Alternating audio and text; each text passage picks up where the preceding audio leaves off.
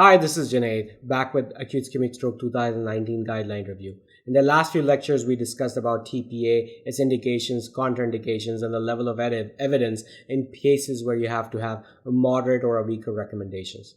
The biggest problem with these patients is that the mild strokes are something that we have to consider a little separately. And the reason behind that is that, and we're going to go through the whole lecture, that why it is important to consider milder strokes a little differently. So first of all, mild strokes consist about 50% of all strokes. So if you really look at it, the amount of acute ischemic stroke that walks into the ER and into the hospitals is about 50% of those cases. This is a large population of patients that you have to deal with, and you have to consider making judgment on those cases. So let's look at the guidelines and what they say about these. So number one, if it is a mild disabling stroke within 3 hours, give the TPA. The level class of recommendations you can say is 1, and the level of evidence is B. So there's not enough evidence, but if you're looking at it, the person is coming within 3 hours, the patient has disabling symptoms, go ahead and give TPA. For those patients who are coming between 3 and a 4.5 hour window, but has mild disabling stroke, then those cases, the level of recommendation falls down to, the class of recommendation falls down to 2B. It is a weaker recommendation. It's not even moderate. 2A is moderate, 2B is weak. Even with a weaker recommendation, you should therefore consider giving TPA. For those patients who have mild strokes with non-disabling symptoms, in those cases, there's no benefit either a 3 hour window or 4.5 hour window. And that's how these are basically how it is designed. So let's go into details. How do you define mild? Mild is defined as an NIH stroke scale less than 5. And believe it or not, most, even NINDS that was done way back in 1998, believe it or not, it's been some time.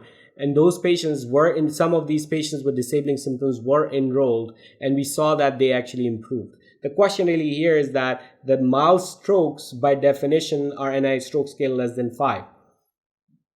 And I'm going to parse it out a little more. Let's find out what disabling stroke means. Disabling stroke means, operationally speaking, a person who you would be preventing to do activities of daily life, including bathing, cleaning, etc., or return to work. That is a very important thing. And generally, in the United States at least, return to work also means that the patient should be able to drive.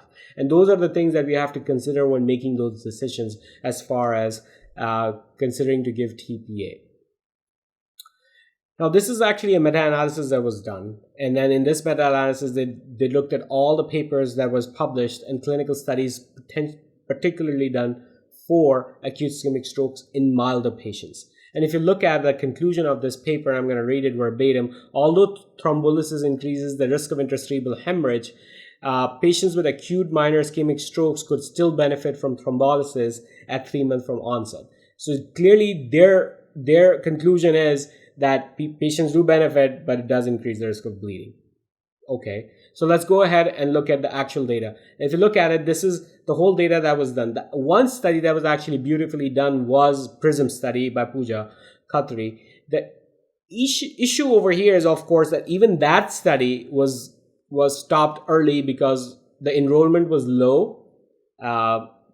People were not trying to enroll these patients and giving TPA outside the randomization because they thought that it is disabling and I just don't want to enroll these patients.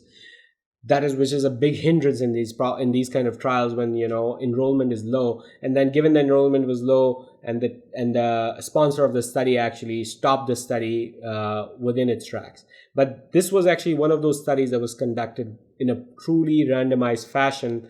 Dr. Khatri actually did the same study back in 2000 as well. Either way, the great amount of data that comes through this also points to these guidelines in there. And as you can see, in patients who got TPA, the intracerebral hemorrhage is more, no questions asked. I mean, clearly, if you're going to give TPA, the chance of having a bleed in the brain is higher. But if you look at the good outcome, it is also higher.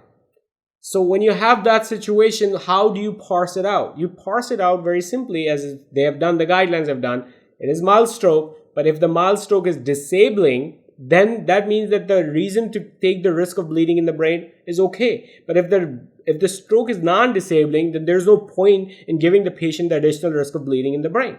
And that's how basically the guidelines were met to actually provide us that when to give TPA and when not to give TPA. However, having said all that, you have to consider all these factors as well. Number one, mild strokes are 50% in incidence. NIH stroke scale does not accurately. If there's a person who has significant visual field cut, NIH stroke scale is only going to call 1. But at the end of the day, if they cannot drive, or if they are actually dependent on using heavy machinery, if they're not going to use heavy machinery or something like that, then, or a person is a painter and cannot get on the walls safely, at that point in time, they're considered disabling. So NIH stroke scale would be 1, but at the end of the day, that would be considered mild disabling stroke, and therefore you should give TPA. So NIH stroke scale, you have to be very careful in discussing if the patient has disability or not from that stroke, and that does not count for disability.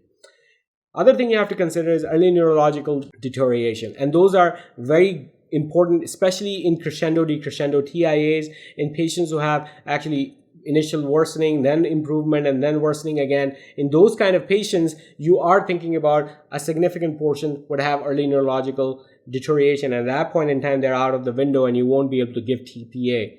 So in those cases, it is important that you make that judgment call, because that is one of the key reasons. And about 30%, 1/3 of your mild stroke patients are going to have early neurological deterioration. And therefore, you have to make that assessment. Is that eventually, would that patient will be in that category that will have deterioration and will have that disability? We don't know. I don't know. But at the end of the day, those are things at least that should go through your mind when you're making those decisions as far as giving TP or not. And interestingly enough, 17% do get mortality before discharge, because either they die from the complications from the stroke, aspiration pneumonia, UTI, etc., or they end up having further complications, and those complications can lead to death. So those are the considerations when you're doing and making decisions when giving TPA. Godspeed, and thank you for your time. Thanks for your time. Please like, subscribe, and share. Follow me on LinkedIn and Twitter.